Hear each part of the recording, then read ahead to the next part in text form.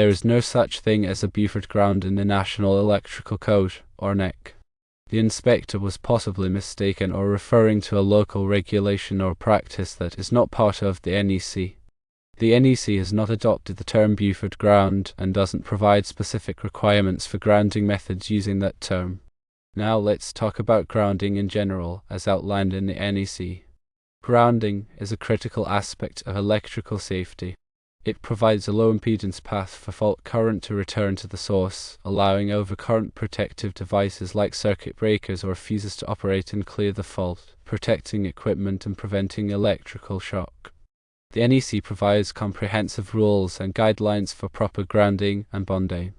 Article 250 of the NEC is dedicated to grounding and bonding.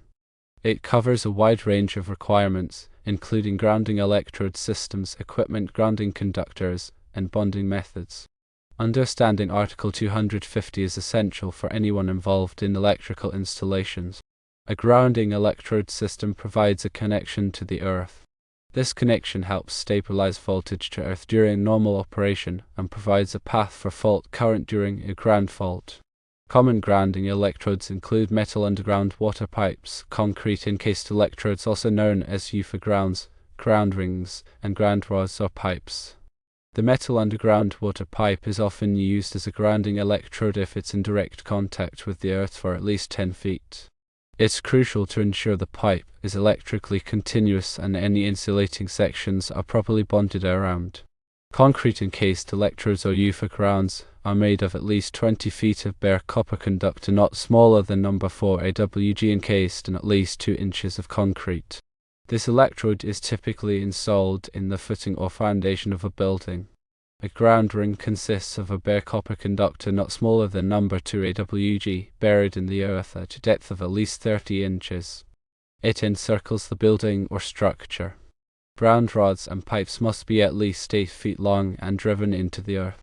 The NEC specifies the minimum size and type of ground rods or pipes. Supplemental electrodes are often required when using ground rods or pipes. These help to lower the overall grounding impedance. The grounding electrode conductor connects the grounding electrode to the electrical system's grounded conductor, typically at the service equipment.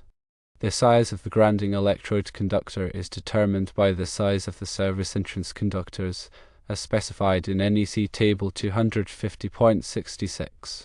Proper sizing ensures the grounding electrode conductor can safely carry fault current. The equipment grounding conductor, or EG, provides a low impedance path for fault current from equipment enclosures back to the source. It ensures that metallic parts of equipment are at the same electrical potential, minimizing the risk of electric shock. EGC can be wires, metallic raceways, or cable armor.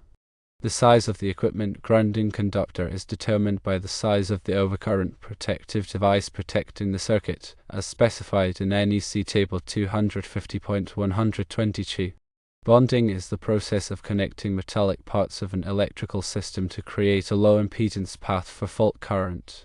Bonding ensures that all metallic parts are at the same electrical potential, reducing the risk of electric shock. Bonding is required for metal water pipes, gas pipes, metal conduits, and other metallic enclosures. Bonding jumpers are used to connect different metallic parts together. The size of the bonding jumper is determined by the size of the circuit conductors, as specified in NEC Table 250.102. Ground fault circuit interrupters, or GFCIs, are devices that detect ground faults and interrupt the circuit. GFCIs are required in areas where there is a high risk of electric shock, such as bathrooms, kitchens, and outdoor locations. They protect people from dangerous electrical shocks by quickly cutting off power when a ground fault is detected. Arc fault circuit interrupters, RSIs, are devices that detect arc faults and interrupt the circuit. Arc faults can cause fires. RSIs are required in many locations throughout the home, particularly in bedrooms and living areas. They protect against electrical fires by detecting and interrupting arc faults. Surge protective devices, or SPD, protect electrical equipment from voltage surges caused by lightning strikes or other transient events. SPD diverts surge current away from sensitive electronic equipment, preventing damage. The NEC requires SPD in certain applications, such as dwelling units and critical systems. Proper grounding and bonding are essential for electrical safety. It reduces the risk of electric shock and equipment damage. Always follow the NEC and local codes when installing or maintaining electrical systems. Using the wrong size grounding conductors or improper connections can compromise the effectiveness of the grounding system. Regular inspections and maintenance are crucial to ensure the grounding system is in good condition. Check for loose connections, corrosion, and damage to grounding conductors and electrodes.